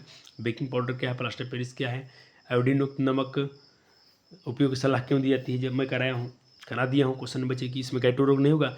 जो माँ गर्भवती होगी, उसके जो बच्चे होंगे बच्चा जी उसको क्या होंगे, मानसिक दुर्बल नहीं होंगे, और उनका ब्रेन तेज होगा, उनको बस क्या बोलते हैं उनको ये रोग नहीं होगा, जो बच्चे बौनापन नहीं होगा, डॉर्फ नहीं होंगे। देख लीजिए सारे क्वेश्चन करा दिए गए हैं। चले ठीक है, इसको मिलान भी कर लीजिएगा, ये लॉन्ग टाइप क्वेश्चन है। इतने क्वेश्चन विरंजक चूर्ण क्या है, इसके उपयोग के लिखें, इतने क्वेश्चन चैप्टर से थे। तो यहाँ पर आपके अम्ल क्षार क्या होते हैं, ख़त्म होते हैं। और अब शुरू करते हैं बच्चा जी हम लोग। अब देखें एक और काम भी, सर कितने काम देते हो आप, कितने मेहनती करवाते हैं हमसे, कोई बात नहीं बच्चे, आप अच्छे बच्चे हो, आप एक बार इनको रिवाइज कर लीजिएगा। ये सर ये तो मतलब हर बच्चा खरीदता है, लोग टारगेट क्या है तो इसको आप देख लेना, इसके जितने ऑब्जेक्टिव हैं इसको देख लीजिएगा। मैं अब समय आपका नहीं लूँगा। ओके बालक जी, चलें आगे बढ़ें, नए चैप्टर शुरू करें जिसके लिए आप आए थे। आपका मैंने 35 मिनट ले लिया कम से कम पिछले चैप्टर रिवाइज करने में, लेकिन बच्चा जी ज़रूरी था, बहुत ज़रूरी था, नहीं तो पढ़ा के हट जाना मेरी फितरत नहीं रही है। चले अब शुरू करते हैं बच्चा जी आज नया चैप्टर, मेटल नॉन मेटल्स, ठीक है, धातु और अधातु। तो नोट्स बनाने से पहले एक बार मैं आपको वार्निंग देता हूँ, जब तक आपको ना बोला जाए लिखने के लिए आप लिखिएगा मत, क्योंकि मेरे पास दो नोट्स लेके आया हूँ, तो आपको थोड़ा सब्र करना होगा। चलो पहले तो हेडिंग बनाएंगे आप लोग। चैप्टर का नाम है धातु और अधातु। आज हम केमिस्ट्री को शुरू कर रहे हैं, क्योंकि हम बच्चे जी बायोलॉजी में थोड़ा 3 चैप्टर कर लिए, अपना केमिस्ट्री थोड़ा पीछे पड़ गया था, नहीं पड़ेगा पीछे, इसको हम लोग बहुत जल्दी कवर कर लेंगे सारे चैप्टर की तरह, इसको भी बराबर कर लिया जाएगा। मैं थोड़ा मैथमेटिक्स अगर मैं स्लो कर दूं तो इसको मैं जल्दी साइंस आपको कवर करा सकता हूं। मैथ में कराएंगे तो थोड़ा टाइम जाएगा, लेकिन कोई बात नहीं, आपका हम सिलेबस बहुत हम लोग टाइम पर ख़त्म करेंगे। आपको एकदम बेफिक्र होकर पढ़ना है, सिर्फ मेहनत करते रहिए, सिलेबस ख़त्म करना अपना ड्यूटी है। चैप्टर शुरू हो गया, हेडिंग बना लीजिए, अध्याय 3 धातु और अधातु, chapter 3 metal and non metal. Chapter का क्या नाम हो जाएगा? Metals and non metal. हम बच्चे जी बात करते हैं धातु और अधातु की, ठीक है, कि मेटल्स क्या है, नॉन मेटल क्या है, तो कहीं ना कहीं मेरा क्लास 9th याद आता है, आपको भी 9th याद आता होगा। ये चैप्टर का हेडिंग बना दिया आपने? हाँ सर बन गया। तो क्लास 9th याद आता है, तो चलो ना क्यों ना बच्चे को थोड़ा सा हम बैक में चल के बच्चे को रिवाइज ही करा दें चैप्टर 3 का, क्लास 9th। देखिए बच्चे जी हम बात करते हैं सब्सटेंस के बारे में, मैटर के बारे में। तो मैटर क्या है? मैटर 2 प्रकार के होते हैं, एक होते हैं शुद्ध पदार्थ, एक होते हैं अशुद्ध पदार्थ, जिसे हम मिश्रण बोलते थे, ठीक है। शुद्ध पदार्थ बच्चा जी होते थे 2 प्रकार के, एलिमेंट और यौगिक, 2 प्रकार के। क्लास 9th याद आ रहा है, ये फ्लो चार्ट तैयार करना था कि पिछली क्लास रिवाइज आ जाए। और मिश्रण होते थे 2, होमोजीनियस और हेट्रोजीनियस, यानी समांगी मिश्रण और विषमांगी मिश्रण। हेट्रोजीनियस क्या लिखे? हेट्रोजीनियस। और चले अब शुद्ध पदार्थ में मेरा क्या था? एलिमेंट था और कंपाउंड थे। एलिमेंट क्या होता है सर? बच्चा जी 118 जो है ना, उसी को तो कब से आपको कितने दिन से बोलते हैं ना बच्चे लोग, आप याद कीजिए, hydrogen, helium, lithium, beryllium, carbon, nitrogen, सबको याद रखें आप, कम से कम 30-35 तो एलिमेंट आपको आने ही चाहिए कंटिन्यूसली, इतना कंपटीशन बढ़ गया कि आपको याद होना चाहिए। और कंपाउंड जो एलिमेंट से मिलकर बना हो, दो डिफरेंट एलिमेंट से निश्चित अनुपात में बना होता है, जैसे जल हाइड्रोजन और ऑक्सीजन से मिलकर बना, लेकिन एक फिक्स रेशियो बना होता है, मैग्नीशियम क्लोराइड, सोडियम क्लोराइड, ये सारे क्या है? कंपाउंड है, ठीक है। चले तो इतना है, लेकिन हम चैप्टर पढ़ते हैं धातु। तो धातु को जानने से पहले आपको मेटल जानना जरूरी था। तो ये नोट्स बन रहा है, आपका नोट्स तैयार हो रहा है। एक बार सर शुरू से दिखा दीजिए फिर से। हाँ हाँ बिल्कुल प्यारे बालक हैं, बिल्कुल बिल्कुल बिल्कुल। चले एलिमेंट आपने समझा। एलिमेंट समझे क्या है? एलिमेंट वो है जिसको हम लोग जो एक ही प्रकार के परमाणु से बना होता है, जिसको हम लोग डिवाइड, उसको तो और अब बांट ना सकें, अलग अलग सरल कम्प्लेक्स, उसको सरल हम कम उसको जिसके हम सरल पदार्थों में अब तोड़ ना सके, बांट ना सके, मेरा एलिमेंट था, ठीक है। लेकिन कुछ एलिमेंट्स एक्सेप्शन निकले हैं जो बाद में तोड़ा गया, थोड़ियम और, लेकिन हम उसको बात नहीं करेंगे, हम लोग सिर्फ इतना जानते हैं, चैप्टर के ब्रीफ आइडिया में है तो सिर्फ इतना जाने। अब जो एलिमेंट है बच्चा जी, इसी का 3 पार्ट होता है, यानी एलिमेंट ही 3 टाइप के होते हैं, मेटल होते हैं, नॉन मेटल होते हैं और मेटोलाइट होते हैं। Metal, मेटोलाइट, non metals. Non metal धातु, अधातु और उपधातु। सर धातु क्या है? जो शुद्ध होता हो, जो जिसमें एक ही प्रकार के परमाणु होते हैं, जैसे कि सोना, चांदी, लोहा, आयरन थी, सोडियम, पोटेशियम, ये सब क्या है बच्चे जी? शुद्ध है। और नॉन मेटल मतलब जैसे ऑक्सीजन, नाइट्रोजन, कार्बन, ये सब क्या है? नॉन मेटल है। और मेटोलाइट उपधातु कौन सर? जो देखो जिसमें इसका और इसका दोनों का गुण हो, जिसमें वैसे एलिमेंट जैसे तत्व, ये भी तत्व है लेकिन वैसा तत्व जिसमें मेटल और नॉन मेटल दोनों का गुण रखता हो, जिसको हम बोलते हैं मेटोलाइट, उपधातु, ठीक है। इनकी संख्या 6 है, 7 है, हम उसको पीरियड टेबल में जाके लर्न करेंगे वहाँ से। चले अब थोड़ा मेटल के बारे में जानते हैं। तो मेटल है क्या, इसको जान लेते हैं। जो आसानी से इलेक्ट्रॉन का त्याग कर दे। देखिए धातु, धातु क्या है, मेटल क्या है? तो धातु, मेटल्स धातुएं क्या है बच्चे? तो धातुएं बाह्यतम, जिसकी बाह्यतम को से जो अपने आउटर ऑफ मोस्ट सेल से क्या करें, आसानी से इलेक्ट्रॉन का लूज कर दे, इलेक्ट्रॉन का त्याग कर दे, क्या है? मेटल है। जैसे कि सोडियम का, ये लिए सोडियम का एटॉमिक नंबर क्या है? 11 है, 11। तो 11 कैसे बना होगा? वो कैसे होता है? वो क्या करता है? एक इलेक्ट्रॉन नंबर देता है। क्यों क्यों देता है? क्योंकि उसका अपने इलेक्ट्रॉनिक विन्यास पर होगा, तो ऐसा होता है 2, 8, 10, यानी K shell, L shell, M shell. आपको क्लास 9th याद आ रहा है क्या बच्चा जी? हाँ हाँ। जो बच्चे नहीं पढ़े थे थोड़ा टेंशन मतलब, आपके लिए भी उतना रिवाइज करा दे रहे हैं ताकि आपका भी काम निकल जाए। चलो एक तो बच्चा जी आपने पढ़ा था कि आउटर लास्ट में कम से कम 8 इलेक्ट्रॉन रखना पसंद करते हैं कोई भी, क्योंकि कोई भी सारे परमाणु सारे तत्व जो भी हैं स्थिर रहना चाहते हैं, अपने स्थिर अवस्था में रहना चाहते हैं। स्थिर कब रहेगा? जब उसका आउटर सेल पूरा पूरा फुल फिल होगा। तो फुल फिल कब होगा? जब उसमें 8 इलेक्ट्रॉन होंगे। तो एक ये क्या करता है, दे देता है, क्योंकि इसका अब 8 बचेगा चुपचाप। इसने एक दिया तो इसने जब एक इलेक्ट्रॉन को इसने लूज किया तो इस पर एक पॉजिटिव चार्ज आता है। क्यों आता है? क्योंकि देखिए आपने पढ़ा इसका एटॉमिक नंबर क्या था? 11। क्या था बच्चा जी? 11। 11 है तो इनके पास 11 प्रोटॉन होंगे, 11p यानी 11 प्रोटॉन और 11 इलेक्ट्रॉन, ठीक था। लेकिन आपने देखा कि इन्होंने क्या किया, एक इलेक्ट्रॉन को लूज़ किया है। हाँ सर किए थे। तो जब इन्होंने किया है तो बच्चा जी इनके पास अब क्या होगा, 10 प्रोटॉन रहेगा। 11 प्रोटॉन तो है लेकिन मतलब ऐसे समझा मैथमेटिक्स में 11 प्लस था, अब इनके पास 10 नेगेटिव है। तो अभी बताइए आपके पास 11 रुपये था, आपने उसमें से 10 खर्चा कर दिया तो आपके पास एक एक्स्ट्रा बचेगा कि नहीं बचेगा? हाँ सर, वही एक इसके पास बचता है। इसलिए सोडियम के पास +1 बच जाता है। सोडियम के पास +1 बचता है क्योंकि अब इसके पास ये रहा 10 इलेक्ट्रॉन हो गए और 11 प्रोटॉन है, एक अधिक है प्लस। हाँ सर यही कारण।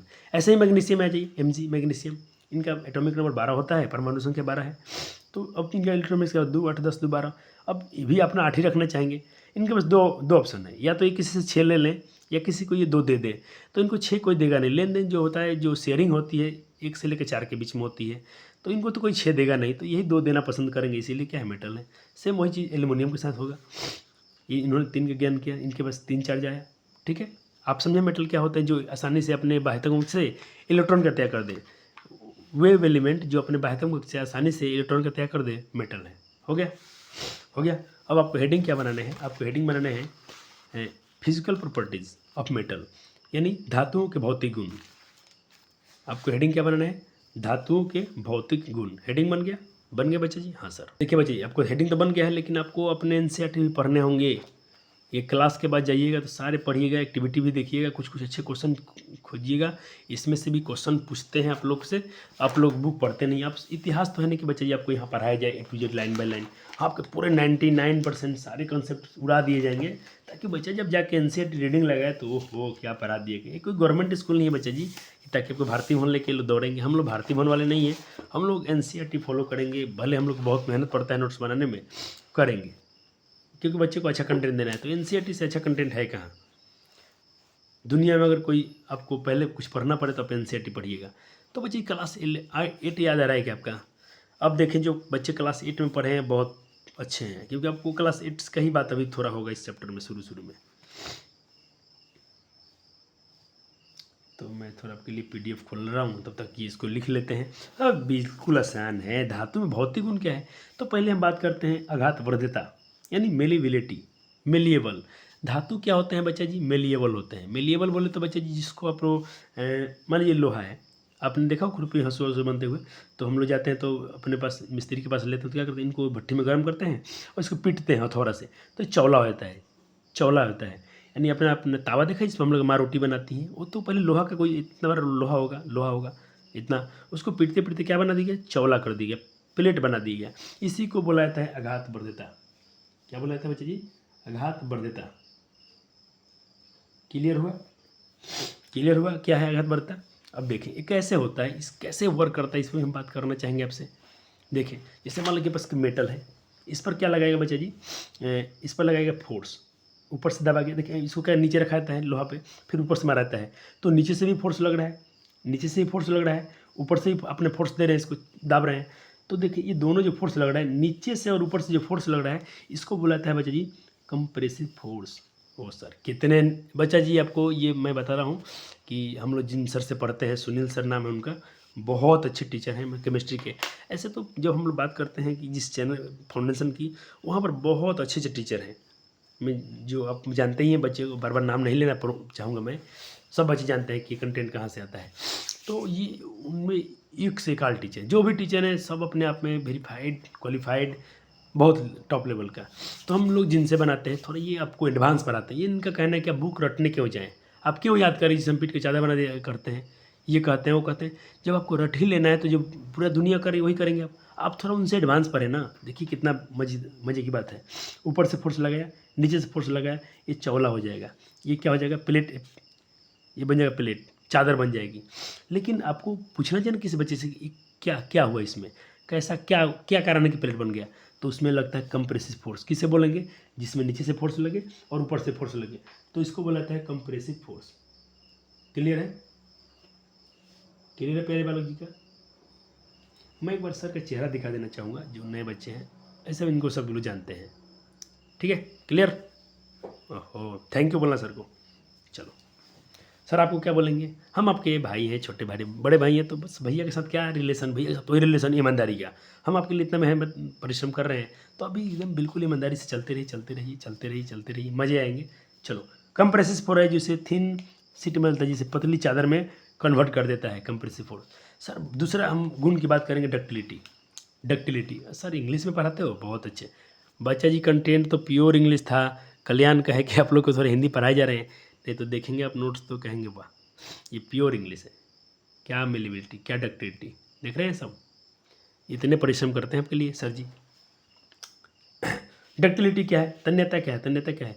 देखिए, जब धातु को आप पतले तार में, जैसे मान लो कोई आपने तो चादर बना दिया, ऐसे धातु था, मान लीजिए कि लोहा है, इसको पीट के अपने ऐसा चादर बना दिया, ऐसा चादर बना दिया पेपर जैसा, तो ये क्या है? एक मेलेबिलिटी है। और ये कहाँ मिलता है मेलेबिलिटी का? आपका एक और चिन्ह दिखा है आपको, आपने देखा होगा मिठाई उठाई कभी खाए हैं? मिठाई तो आपने मिठाई खाया होगा, तब देखिएगा मिठाई के ऊपर जो पीला पीला या उजला उजला और रहता है ना, देखते हैं मिठाई खाए आप कभी? कोई होटल में खा के आप देखे होंगे, तो उस पर चांदी जैसा चमकता है, उजला उजला या पीला पीला है, वो क्या है? वो सब मेटल के बनाए गए हैं, लेकिन वो क्या सेहत के लिए हानिकारक है? नहीं, उसको आप खा सकते हैं। हाँ, उसी की बात कर रहे थे सर जी। चलें, डक्टिलिटी क्या है? अरे सर जी, तार है, तारवा में देख रहे हैं, इसमें क्या है? इसको हम काटेंगे ऊपर से, तो ऊपर क्या है इसके? बस ये तो हम डाला गया है कि इसमें करंट हम हाथ में न लगे या कुछ अलग इसमें डाला गया ऊपर से, लेकिन इसके अंदर तार निकलता है वायर काटने पर। वो तार क्या है? धातु है, मेटल है, तो कैसे उतना पतला तार बन गया? तो धातुओं को, जो भाई मेटल्स को आप लोग पतले तार में बदलने की जो क्षमता है आपके पास, जो कैपेसिटी है, उसको हम लोग डक्टिलिटी या तन्यता कहते हैं। और धातु सामान्यतः तन्य होते हैं। धातु सामान्य क्या होता है बच्चे जी? तन्य होते हैं। यानी सारी की सारी को आपको, सारी धातु को आप लोग लंबे नहीं कर सकते हैं। सारी धातु, जितने धातुएं हैं सबको आप लोग ऐसा नहीं कर सकते हैं। कुछ धातु को हम लोग बच्चे जी कर सकते हैं। इसीलिए मैं यहाँ पर एक वर्ड का यूज़ कर रहा हूँ, जनरली, सामान्यतः। जनरली सबको नहीं बदल सकते हैं, सारे धातु का तार नहीं बना सकते हैं। क्लियर है? चलो, लेकिन ये पतले कैसे हो गए? इनमें क्या हुआ? तो अब धातु खींचेंगे, वहाँ पर क्या कहते हैं, चादर कैसे बनाए? अपने फोर्स लगाया ऊपर से नीचे से। इस बार क्या करना है? ऊपर से और यहाँ से खींचेंगे ऐसे, मतलब उसको खींचा गया, खींच कर तार बना दिया गया, इसको खींचने की क्षमता है। तो सर जब दबाया गया तो उसको क्या बोला गया? उसको बोला गया था कंप्रेसिव फोर्स। इसको क्या बोला जाएगा? इसको बोलेंगे टेंसाइल फोर्स, क्योंकि आप इसको खींच रहे हैं, टेंशन दे रहे हैं, खिंचाव कर रहे हैं, तो इसको बोलते हैं टेंसाइल फोर्स, जो आपके लिए थोड़ा एक्स्ट्रा कंटेंट है। ऐसा मेटल था, इसको खींच कर अपने तार बना दिए, ये आपका तार तैयार हो गया, पतला तार बना दिया अपने, हो गया। रटना होता तो बस इतना ही लिखा होता कि धातु को खींचकर तार, पतले तार में बदलने की प्रक्रिया को तन्यता कहते हैं, काम खत्म। लेकिन उसमें फोर्स कैसा लगा, ये भी जिक्र किया गया।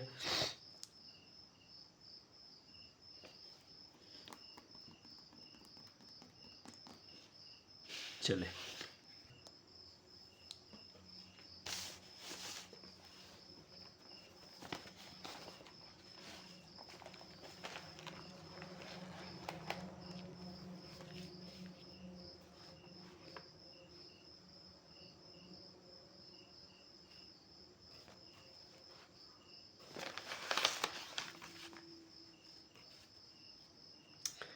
चलिए,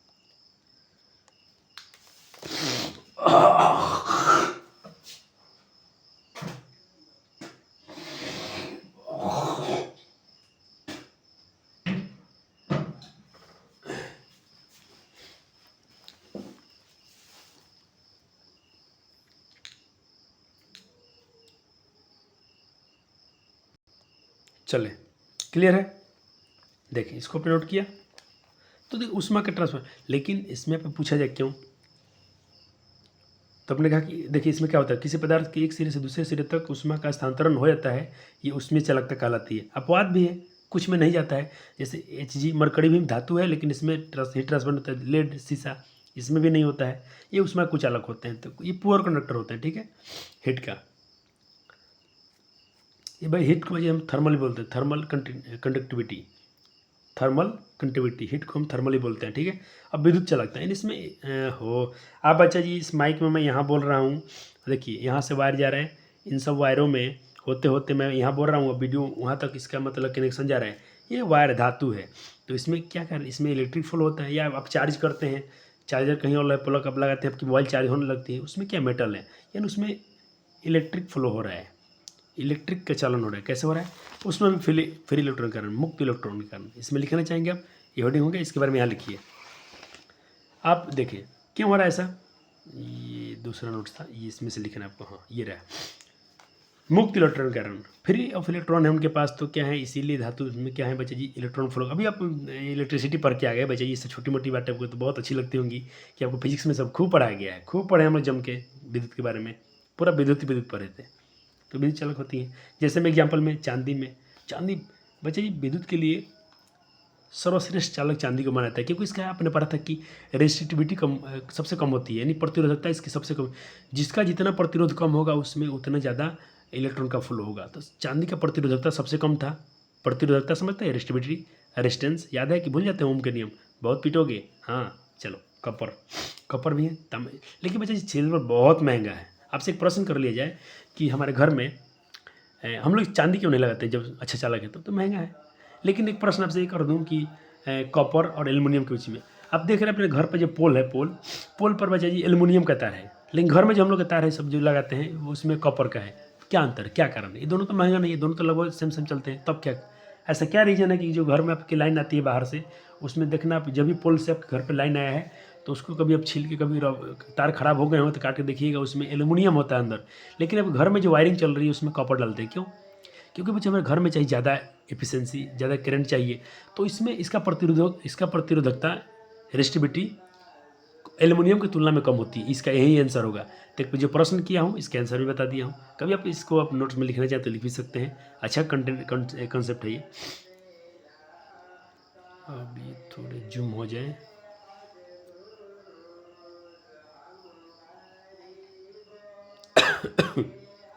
अब चले एक नोट में बात नोट करना है आपको। क्या नोट करना है बच्चा जी, कि मेटल जो होते हैं, धातु जो होते हैं, विद्युत प्रवाहित, उसमें फ्री इलेक्ट्रॉन कारण होती है। ये तो नोट क्या करना, अभी लिखवा ही दिया गया। चले अब बात क्या, लेकिन अब बात करेंगे, हो सॉरी उस्मा लिखवा दिया हूँ, हाँ हिट लिखवा दिया हूँ। लेकिन अब देखें बच्चा जी, लेकिन अगर आपसे कोई बोलता है बच्चा जी कि धातु उष्मा और विद्युत का सुचालक होते हैं, ठीक है मानते हैं, तो क्यों बोलता है कि सब लोग 99% इसमें कन्फ्यूजन है बच्चों का और लोगों का, हम लोग का भी था, सर ने सिखाया तो हम सीखे हैं। हम लोग जानते थे उसमें फ्री इलेक्ट्रॉन कारण उसमें उष्मा जाती है, उष्मा और दोनों सुचालक होते हैं, उष्मा हीट का भी ट्रांसफर और इलेक्ट्रिक का ट्रांसफर उसमें हो रहा है फ्री ऑफ इलेक्ट्रॉन कारण। लेकिन ऐसा नहीं है, इलेक्ट्रिक के लिए है, अगर विद्युत प्रवाहित है तो फ्री ऑफ इलेक्ट्रॉन उसका कारण रीजन है। लेकिन हीट के लिए, मेटल में अगर उष्मा प्रवाहित हो रही है, आप यहाँ गर्म कर रहे हो, उसकी हीट यहाँ पर आ रही है, तो इसमें इलेक्ट्रॉन का कोई लेना देना नहीं है, कोई इलेक्ट्रॉन का लेना देना नहीं है बच्चों जी। किसका लेना देना है बच्चे जी, तो ये आप अपने टीचर से बात कर लीजिएगा, अपने दोस्तों से बात कीजिए, उनको पता ही नहीं होगा, क्योंकि आप पढ़ रहे हैं गुरुकुल आश्रम पे, तो आपको अच्छा कंटेंट तो मिलेगा ही। उसमें एटॉमिक वाइब्रेशन कारण होता है, इसके एटम जो होते हैं बच्चे जी आपको खूब वाइब्रेशन करते हैं, कंपन करते हैं, वाइब्रेशन आपस में इतना तेज़ी से कंपन करने लगते हैं कि एक दूसरे में अपना गति, उनकी काइनेटिक एनर्जी बढ़ जाती है और उसका एनर्जी वहाँ तक लेकर ट्रांसफर करते हैं वो लोग। यानी परमाणु कंपन की वजह से ऐसा होता है। नो फ्री ऑफ इलेक्ट्रॉन, किसी से बात कर लीजिएगा, कोई बोलेगा हाँ हाँ, तो देखिए बच्चे इसमें आप उनको चुप करा दीजिएगा बोलकर। डायमंड, हीरा जो है बच्चे जी, हीरा में ज़्यादा उष्मा बहती है, क्योंकि उसमें फ्री ऑफ इलेक्ट्रॉन नहीं है, हीरा में फ्री ऑफ इलेक्ट्रॉन नहीं है, फिर भी उसमें वह उष्मा का सबसे अच्छा चालक होता है। चांदी नहीं होती है, चांदी विद्युत का सर्वश्रेष्ठ चालक है, उष्मा का नहीं। आया क्लियर सर, हाँ ये अच्छा कंसेप्ट है। सिर्फ एनसीईआरटी रेट के जाना हो, बोर्ड पास करना हो तो क्यों ना टेंशन लेते हो, तो मैं बाद में एनसीईआरटी कराता ही हूँ, लास्ट में करा ही दूंगा, लेकिन बीच में क्या चले, क्योंकि देख डायमंड का भी ये, उसमें कोई फ्री ऑफ इलेक्ट्रॉन नहीं है, फिर भी ज़्यादा उष्मा का उसमें प्रभावित होती है, यानी उष्मा का सबसे सर्वश्रेष्ठ चालक है डायमंड। अगर मैं बात कर रहा हूँ इसको यहाँ नोट में, ज़्यादा उसमें उष्मा डायमंड में प्रवाहित है, ज़्यादा उष्मा डायमंड में ही प्रवाहित होती है। क्यों, क्योंकि उसका जो वाइब्रेशन होता होगा एटॉमिक ज़्यादा करते होंगे। चले अब हम बात करेंगे बच्चा जी, ये तो हो गया अपना, हो गया। अब बात करेंगे हम लोग physical property of non metal की। ये तो अपने धातु गुण पढ़ा, क्या पढ़ा, धातु का, तो अधातु का बिल्कुल इसका उल्टा होगा, अधातु का बिल्कुल उल्टा होगा। उसके उल्टा। चलो, भौतिक अवस्था इनकी बात करते हैं। फिजिकल अवस्था सामान्यतः ठोस और गैसीय अवस्था में पाई जाती है, लेकिन ब्रोमीन एक ऐसी अधातु है जो द्रव अवस्था में पाई जाती है। पहला हो गया, पहला स्टेप पढ़ लिया आपने। हाँ सर। चलिए दूसरा नोट किया आपने। हाँ सर, नोट हो गया, नोट हो गया। बच्चे जी, दीदी लोग आपके लिए बहुत काम कर रही है। पिछले साल नोट्स बनाया था, दीदी ने अच्छा किया था। अब सब लोग अब जब दोबारा नोट्स रिवाइज हो रहे हैं आपके लिए, तो बहुत अच्छे सुंदर अक्षर बन रहे हैं। तो बस राइटिंग थोड़ा जैसा भी है अच्छा ही है, आप इसको क्या कर लीजिएगा और सुंदर अक्षर बनाइएगा नोट्स को, ठीक है। फिर दीदी लोग नोट्स बना रहे हैं आपके लिए, बहुत सुंदर नोट्स बनवाए जा रहे हैं। क्यों बना रहे हैं सर? ओ कैप्सूल कोर्स, क्रैश कोर्स का नाम सुने होगा आपने, वो सब नहीं, हम लोग का रिवीजन बैच आएगा, ज़बरदस्त रिवीजन होगा, चमक। सर बाकी सब्सिट्यूशन नहीं होगा, अरे सब होगा, सब होगा एकदम। इस बार हम लोग कुछ अच्छा करना चाहते हैं और माँ सरस्वती की कृपा होगी, हम लोग कुछ अच्छा करें। मेरे बच्चे जो भी हमसे बच्चे पढ़ रहे हैं, भाई बहन पढ़ रहे हैं, कोई टॉपर बने, ताकि हमारी भी जो भी इच्छाएं हैं पूरी हो जाए। चमक लस्सर इसमें नहीं पाई जाएगी, उसमें पाई जा रही थी, इसमें नहीं पाई जाएगी। लेकिन इसमें कुछ एक्सेप्शन भी हैं, इसमें कुछ अपवाद भी मिलेगा आपको। जैसे अधातु, आयोडीन अधातु है, फिर भी इसमें चमक पाई जाती है सर। पाई जाती है कहाँ? बिल्कुल पाया जाता है। मैं आपको दिखा दूँ क्या? दिखा देता हूँ, दिखा ही देता हूँ कैसा होता है आयोडीन। आपको बहुत सारा मैं जीएफ दिखाऊंगा, टेंशन मत लीजिएगा। ये देखिए, ये आयोडीन है बच्चा जी, देख रहे हैं चमक रहा है कि नहीं? ये आयोडीन है, चमक रहा है। तो ये क्यों चमकता है? इसका जो क्रिस्टलीय आकार है इसके कारण। आयोडीन में जो क्रिस्टल आकार है इसके कारण चमकता है। चमक कहते हैं। कठोरता, हार्डनेस, अधातुएं अधिकतर कठोर नहीं होती हैं, लेकिन कार्बन अधातु का अप्रूप है थी, लेकिन कार्बन अधातु का एक अप्रूप है हीरा, डायमंड। ये नॉन मेटल है, फिर भी बच्चा जी इतना इस कठोर होता है, पूछो मत। ये नॉन मेटल है। सबसे कठोरता पदार्थ परीक्षा में पूछेगा, प्रकृति का सबसे कठोरता पदार्थ क्या है? तो हीरा, डायमंड को मार के आइएगा। आघात बढ़ता धातु में होती है, इसमें नहीं होती। कभी अंतर पूछा है, दोनों लिख के आइएगा। अधातु में को पिट कर पता चलता नहीं बना सकते हैं, अतः यह इसमें आघात बढ़ता है, गुण नहीं पाया जाता है। क्लियर है? तन्यता, डक्टाइल, डक्टिलिटी, टेंसाइल। अधातु में सामान्यतः तन्य नहीं होते हैं, इसको आप लंबे तार नहीं बना सकते हैं। सोनोरिटी, अधातु का देखो, ये लकड़ी है, लकड़ी देखो, इसको पिट रहा हूँ अभी, आपको करके दिखाऊंगा यहीं पर जस्ट। देखिए देखिए, ये क्या है? मान ली मेटल है, ये नॉन मेटल। आवाज़ नहीं रहा, इसको पिटेंगे, इसका रहता है देर तक। तो सोनोरिटी तो बिल्कुल नहीं, नॉन मेटल में नहीं होती है। क्लियर? उष्मा विद्युत की चालकता, वो तो हिट और दोनों के लिए थे धातु, ये नहीं है, लेकिन इसमें अपवाद मिलेगा। देखिए सामान्यतः अधातु उष्मा विद्युत का चालक नहीं करती है, लेकिन हीरा, ग्रेफाइट, हीरा तथा ग्रेफाइट उष्मा विद्युत का सुचालक। देखिए हीरा क्या है, डायमंड क्या है, उष्मा का, और ग्रेफाइट क्या है, विद्युत का। ये दोनों अपवाद हैं बच्चा जी, हैं अधातु, लेकिन हीरा उष्मा का सुचालक है और ग्रेफाइट विद्युत का सुचालक होता है, क्योंकि ग्रेफाइट क्या नॉन मेटल है। क्लियर है बच्चा जी लोग का? चलिए, कुछ मैं क्लास 8 से कंटेंट लाया हूँ। सबसे पुराना धातु अपना क्या है? सोना का आविष्कार 600। इसमें पहले थोड़ा लिख लीजिएगा, जनरल साइंस के लिए हम लोग को सिस्टम भी तो पढ़ना चाहिए। सभी धातुएं तन्य नहीं होती हैं, अपवाद। लेकिन एक अपवाद है आपके पास, एक्सेप्शन है, बिस्मथ, ये इसको आप घिस सकते हैं। चले, अब कुछ अपवाद की बात हो रही है, तो अपवाद की बात कर लेते हैं। सभी धातुएं ठोस होती हैं, लेकिन मरकरी सभी धातु ठोस होता है, लेकिन मरकरी जो होता है बच्चा जी द्रव होता है। मरकरी क्या होता है? ठोस नहीं होता है। ये क्या होता है? ये द्रव में होता है। मैं साइड में लिखता हूँ, ये द्रव, ये लिक्विड होता है। कैसा होता है? लिक्विड। मैं कुछ आपको थोड़ा लाऊंगा, ये जीएफ दिखाना चाहूँगा बच्चे का मरकरी होता कैसा है। देखिए बच्चे जी, अब देख रहे हैं मरकरी है, देख रहे हैं धातु है, मेटल है, जो उसको कठोर होना चाहिए, लेकिन एक ऐसा लिक्विड पानी जैसा है। देख रहे हैं मरकरी को? ओ सर, क्लियर क्लियर दिखाएंगे बच्चे जी, बहुत सारा जितना अपने पास होगा। चल दूसरा अपवाद। देखिए सभी धातुएं कठोर होती हैं, सभी धातुएं अपने पदार्थ कठोर होती हैं, लेकिन कुछ मुलायम धातु भी है, जिसे आप चाकू से काट सकते हैं, आसानी चाकू से कट जाता है। कौन कौन है? Lithium, sodium, potassium. Lithium, sodium, potassium, देख Li से लिथियम, Na से सोडियम, K से पोटेशियम। सिंबल याद करना है आपको, दिखाता हूँ। मुलायम धातु चलिए देखिए, सोडियम चाकू से काट दीजिए, धातु है, अरे कट के धातु, बहुत खतरनाक इसकी रिएक्टिविटी होती है बच्चे, ये तुरंत इसमें आग पकड़ लेता है, लेकिन ये मुलायम है, इसे चाकू से आप काट सकते हैं। किससे काट सकते हैं? ये परीक्षा में खूब पूछता है। किसे चाकू से काटा सकता है? भाई तीनों को, सोडियम, लिथियम, सोडियम, पोटेशियम, ये तीनों को चाकू से काटा सकता है। मरकरी क्या था? लिक्विड। जीएफ दिखा दिया। मजा आया कि नहीं है? वीडियो लाइक करो, एक कमेंट करो, और एक प्यारा सा सर जी के लिए कमेंट, खूबसूरत कमेंट करना।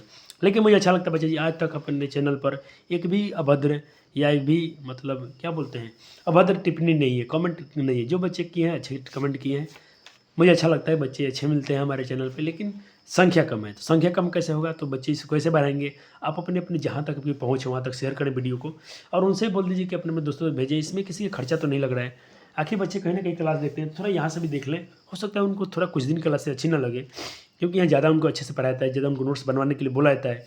ये बच्चे को नहीं जमता हो, लेकिन ये उनके फ्यूचर के लिए अच्छा है। धातु ऊष्मा का चालक होती हैं, लेंगी शीशा और मरकरी। ये धातु होते हुए भी इनमें ये चालक इसमें नहीं बहती हैं। सभी धातुएं, अब चलो, सभी अधातुएं विद्युत का कुचालक होती हैं। अपवाद ग्रेफाइट अधातु होते हुए भी क्या है? विद्युत का सुचालक होता है। तथा हीरा अधातु होते हुए भी ऊष्मा का सर्वश्रेष्ठ चालक है। अच्छा कंसेप्ट आपको दिया गया। चले, अब बात करेंगे यहाँ पर मस्त एक बात की। कमरे के ताप पर 25 डिग्री सेल्सियस पर जो मरकरी है बच्चा जी, क्या होता है? लिक्विड होता है। आपको मरकरी दिखा दिया हूँ कैसे था, जीएफ उसको देखे अपने। 25 डिग्री सेल्सियस पर वो बच्चे मरकरी क्या होता है? लिक्विड होता है। और मरकरी क्या बच्चा जी नाम क्या है? हम Hg क्यों लिखते हैं? Hg और G, H इतने यहाँ तक लिए, और G फॉर ये, यानी H फॉर हाइड्रान यानी वाटर, और जाइरम पूरा उसका लैटिन नाम क्या है? हाइड्रान जाइरम, यानी हाइड्रान और जाइरम मतलब होता है सिल्वर, यानी पानी होगा और चांदी से चमक होगा। तो आपने देखा था ना, चमक था पानी जैसा। हाँ था सर। और ये द्रव अवस्था में पाई जाती है। जीएफ में इसको दिखा चुका हूँ, तो इसको ये आपको नहीं लिखना है, ये आपको सिर्फ मैं समझने के लिए लाया हूँ। चल, एक बार और देखना चाहेंगे क्या बच्चा जी? एक बार और देखना चाहेंगे तो देख लीजिए।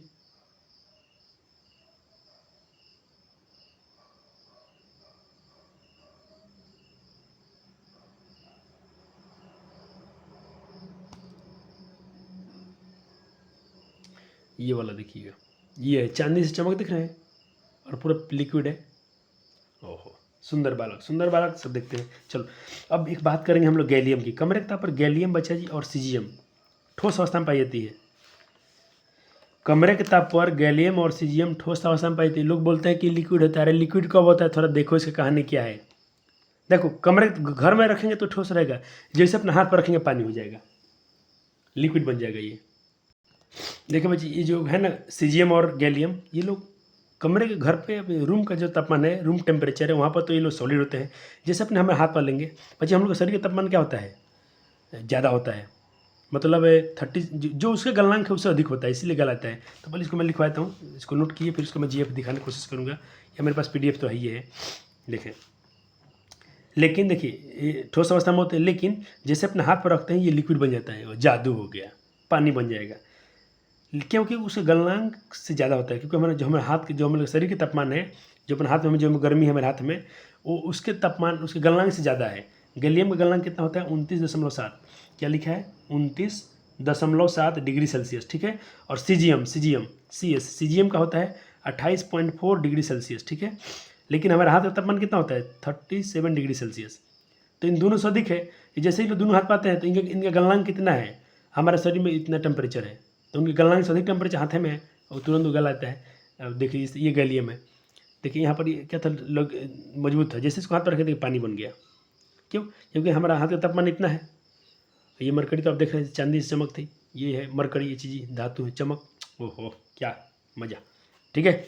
चलो सर, इसका जीएफ नहीं था, लेकिन इसका आपको मैं पीडीएफ दिखा दिया हूँ। चलो, अब बात करते हैं जिंक कमरे के तापमान पर मेलिएबल नहीं होता है। आपने कभी अपने ये देखा है, घर अपने हम लोग जो कल होता है, नल कल का हैंडल देखा होगा, वो धातु है, लेकिन उसको आप ऐसे मारोगे ना तब पूरा फूट जाएगा, भंगुर हो जाएगा। लेकिन उसी को गर्म करके आग में पूरा धिपा के पूरा लाल करके पीटेंगे तो भंगुर टूटेगा नहीं, तन्य होता है। लेकिन उच्च तापमान पर डक्टाइल, अगर उसको खूब हम गला देंगे, पूरा तापमान देंगे, लाल कर देंगे, तब उस चादर ही बन जाएगा, और उसको हम लमड़ा भी सकते हैं, लेकिन ऐसे नहीं। गोल्ड, चलो बच्चे जी, धातु गोल्ड, सोना, Au सबसे ज़्यादा आघात बढ़ होता है। आप सोना को चाहेंगे तो बच्चे बहुत, उसको चादर देखते हैं, सोना को हम लोग कितना सिंगार पटर पर सब कुछ बनता है, देखिए ध्यान से। मैं अपना लॉकेट दिखा रहा हूँ।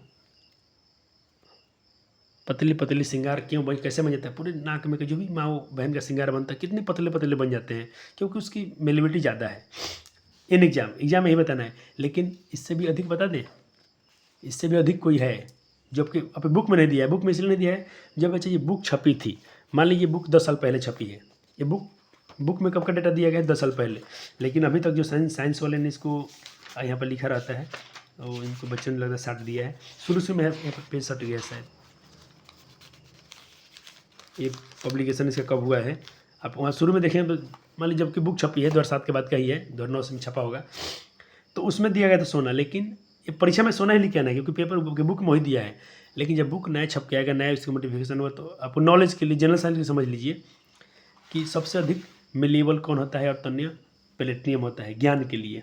ये परीक्षा में नहीं लिखा ना है, परीक्षा में आपको उसको ही मारना है, प्लेटिनियम को टिक मत मारिएगा, सोना को ही मारिएगा। ये सबसे अधिक, प्लेटिनियम सबसे ज़्यादा डक्टाइल होता है, मेटल है, लेकिन आपको परीक्षा में सोना को ही मार के आना है, ठीक है।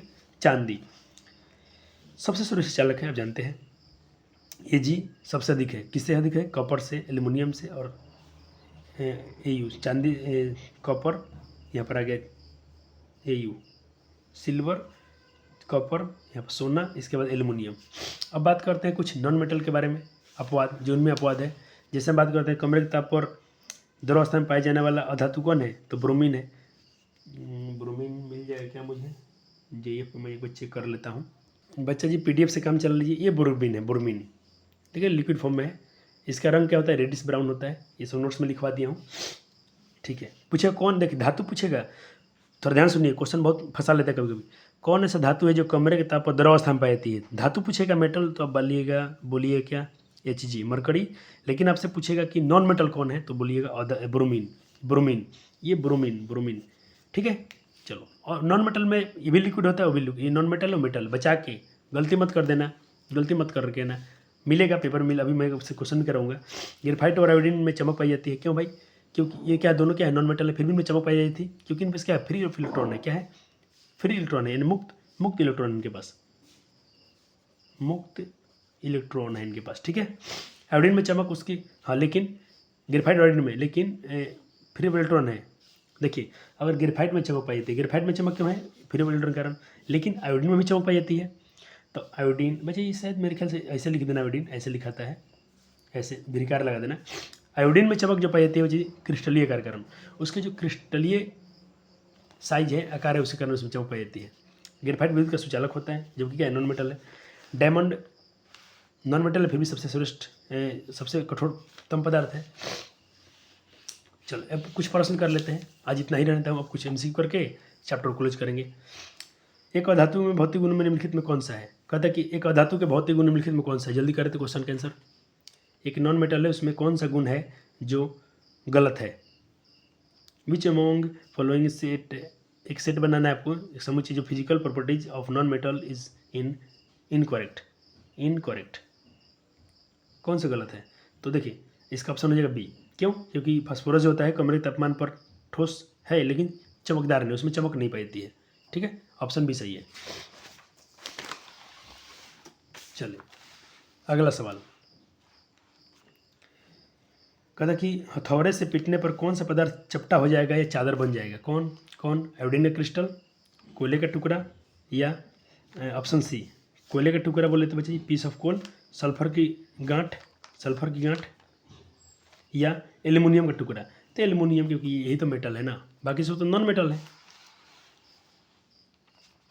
वे पदार्थ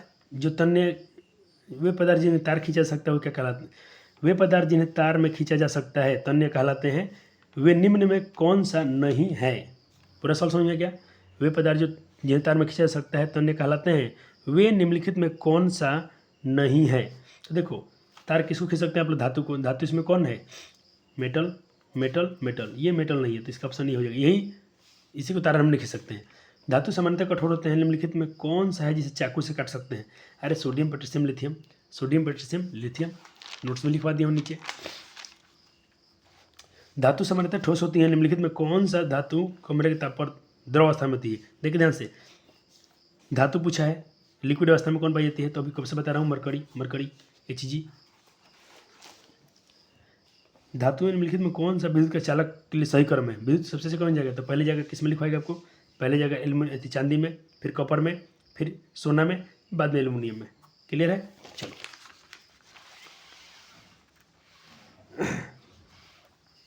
अब देखें, अब क्या कीजिएगा बच्चे, मैं आपको अभी कुछ क्वेश्चन MCQ और करा देता हूँ, उसके बाद मैं कुछ होमवर्क देके जाऊँगा। बुक पढ़ के आइएगा, अगले चैप्टर के लिए थोड़ा आगे भी पढ़ के आइएगा, जितना थोड़ा पढ़ के आएंगे। और बाकी भी इसको भी रिवीजन कीजिए, आपके एग्ज़ाम भी आ गए हैं तो बिल्कुल आपको लगना है। चलिए इसको सवाल है, इसको कर लेते हैं। पूछ रहे कि निम्नलिखित में कौन सा अधातु तरल अवस्था में पाया जाता है? जल्दी कर लें, तब तक मैं आपके लिए PDF निकाल रहा हूँ जहाँ से आपको कुछ क्वेश्चन कराने हैं। हो गया। तरल अवस्था में कौन सा पाया जाता है? अधातु। अधातु पूछा है तो अधातु में क्या पढ़ा था? ब्रोमीन पढ़ा था। क्या पढ़ा था? ब्रोमीन।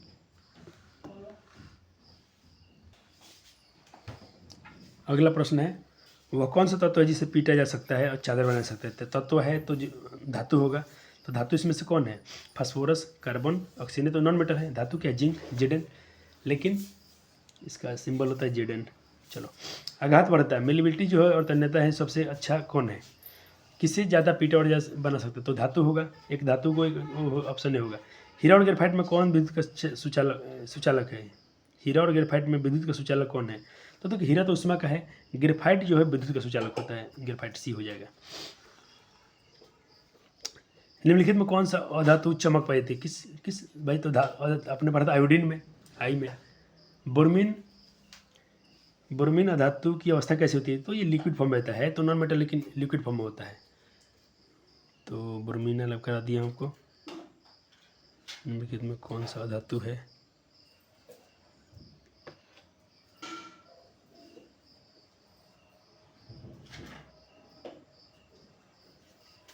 एक सेकेंड बच्चे जी लोग कुछ क्वेश्चन ला दिए जाए। चलिए, मैं आपके लिए कुछ क्वेश्चन लाया हूँ, आप इसको करेंगे।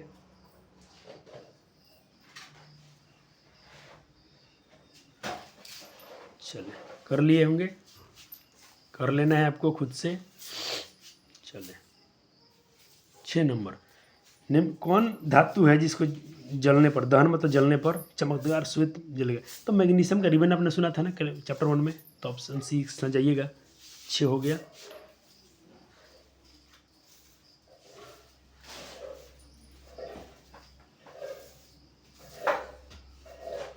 घर में लगी बिजली के तार में किन चीज़ पर रहती है? तो इसका C हो जाएगा। तार के ऊपर बचाई, नहीं तो हम लोग हाथ में करंट लग जाएगा, तो उसमें पॉलीविनाइल क्लोराइड की परत चढ़ाई जाती है। धातु के बर्तन में खाना बनाया जाता है क्योंकि उसमें कुछ अलग होता है, उसमें का अलग होती है, उसमें का सुचालक होते हैं, तो C हो जाएगा, ताकि उसमें सुचालक, ताकि ज़्यादा गर्मी मिलती है हमको।